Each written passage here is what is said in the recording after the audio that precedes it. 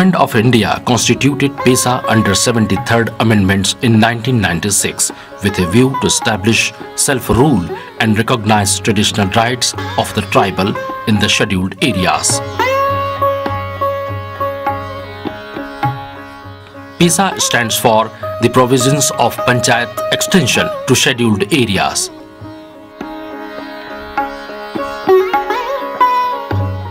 पेशा ऐसा अधिनियम है जो गांव में स्वशासन की बात करती है 5 अनुसूचित क्षेत्रों में, जहां पे लोगों की, अनुसूचित जनजातियों की अपनी रीति रिवाज, अपनी परंपरा, अपने नियम रहे हैं। उन नियमों को, उनके परंपराओं को, उनके रहन सहन को वो फिर से जो है रिस्टोर करने की बात करती है ये पेशा कानून। A social welfare center called Bastar Sevak Mandal that has 13 years of services to the marginalized section of the society, especially tribals, launched its project called PESA Hamara Haq, funded by Delhi-based Caritas India. The project has been operational in 3 panchayats of Darba block, namely Keshapur, Kaknar and Chinbahar, since September 2013. Initially, people could hardly distinguish between PESA as an act and PESA as a business to survive. When it comes to village development planning, there was lack of common understanding among the community. इसी बात के मद्देनज़र गांव में 3 स्तरीय सामुदायिक संगठन तैयार किया गया है, जैसा कि गांव तथा पारा स्तर पर पेशा समिति, पंचायत स्तर पर पंचायत स्तरीय संघ और क्लस्टर स्तर पर कानूनी परामर्श केंद्र यानी legal cell. The Gram Sabha, that commonly termed as village panchayat, was devoid of participation of the community. However, huge demands were made for the basic amenities in the village like water, electricity and road, but in vain because of lack of positive endeavors towards it. हमके पहले उतना जानकारी नहीं रही, ये चीज़ में जुड़ लो के हमको कोई जानकारी होली और हमें जानकारी नहीं रहो कारण चुपचाप घरे बसन रहते रहो नहीं करते रहो मतलब ना और बड़ जानकारी नहीं मिलते रहे। Obviously, ignorance was the root of all problems. People used to rush towards town to settle their pettiest issues, being ignorant of the fact that it could be settled within the village itself under the provision of PESA.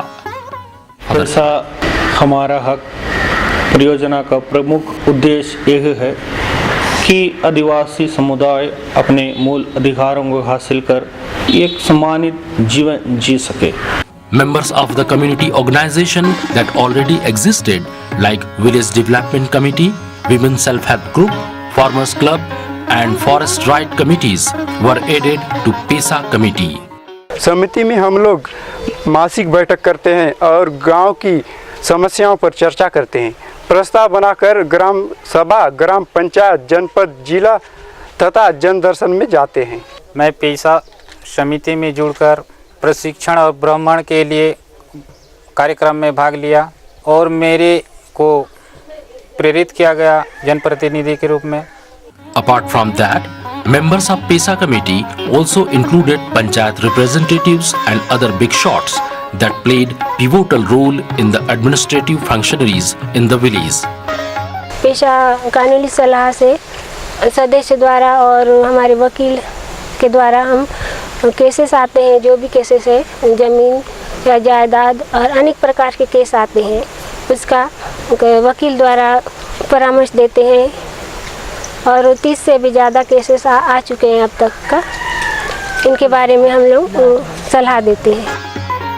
Through the project, micro-level planning was conducted in 11 target villages and Gram Sabha has given its green signal to 7 planning reports submitted to it by the project. Resulted unprecedented participation of the community in the Gram Sabha.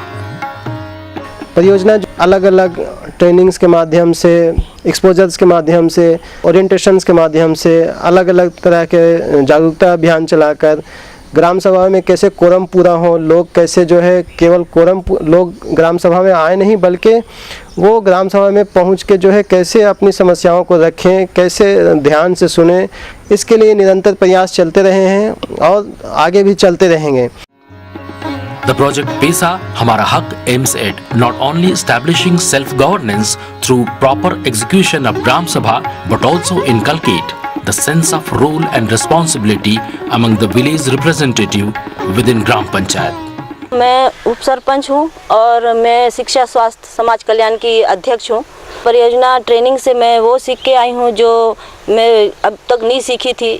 जो समिति के बारे में हम पंचायत वालों को किसी को हमारे जो वार्ड लोग हैं उनको कुछ पता ही नहीं है, तो उस हिसाब से मैं जो मेरे को करने का है वो ट्रेनिंग में सीखी हूँ, तो उस हिसाब से मैं करती भी हूँ। और बाकी लोग को भी मैं यही बोलना चाहूँगी जो अपना अपना समिति में है वो सब अपना कार्य को अच्छा से करने का कोशिश करें, क्योंकि ये मौका बार बार मिलता नहीं है। 5 साल जो हमको मिला है तो उससे हमको बहुत कुछ सीखना भी है। Add to this, conducting interface meeting to realize tribal rights.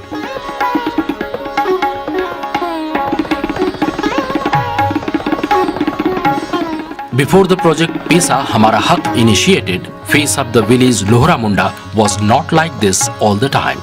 Electricity supply to village was like a dream which never come true. लगभग 40 साल ले आमचो माय बाप दादा परदादा ले ये लाइट का जे विधायक लगे जन दर्शन और कहाँ कहाँ जो संबंधित विभाग आसे उनथान जाऊन भाती आवेदन करते रहोत। सुरुल धरून भाती करीब 17 आवेदन लगावलाई पडली विभाग ने। उनचो बाद ने बिजली विभाग वाटले ये बला गेली की येथाने बिजली लगे दे तो आमचे लगे लेबर नहीं आत, तो हामी खूब दुखित होलू और उनके बाद में फिर बल हिम्मत नहीं हारलू। सब गाँव लोग सलाह विचार होन बाती फिर विचार करून बात गेलू ते भी थाने हामी जोन बले लेबर काम होए दे उनके हम जो श्रमदान हिसाब ने हामी गाँव जो सफाई लोग करवा बोल बाती सब सलाह होन बाती उन थान गेलो के बिजली लग तो आजे आदेश निकला लो।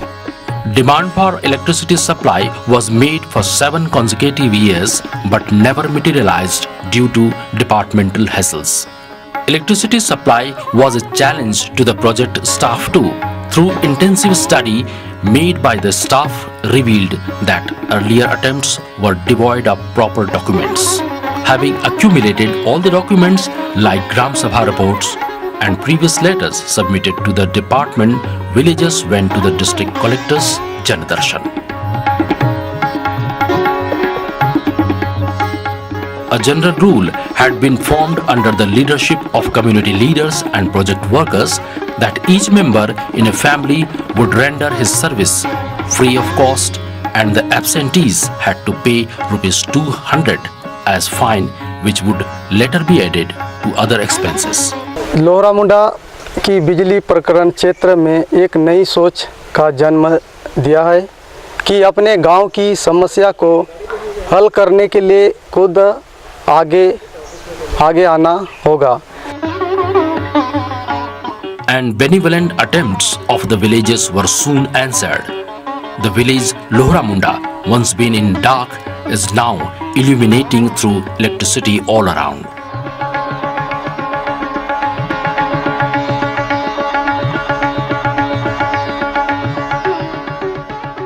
और अभी अपने गांव में लाइट है। अब लाइट है तो बच्चे अभी उसमें टीवी वगैरह के माध्यम से भी शासन से जो निर्देश आता है उसको अभी देख लेते हैं, सुन लेते हैं कि बच्चों को पढ़ाई के लिए अभी सबसे अच्छा है। पहले क्या चिमनी और लैंप के साथ पढ़ाई करते थे और अभी लाइट की रोशनी में अच्छा पढ़ाई कर रहे हैं। The project instilled great hope in the villagers. Dhani Ram, the community leader of the village Kishapur, is living example of it. He hit the headlines when he was featured in a documentary film made by Caritas Australia. Dhani Ram's life took a new shape soon after he became the active member of the project. Inspirational camps and capacity building programs brought about positive changes in him. It is culmination of the project that people of the project area are working in an organized way for a noble cause.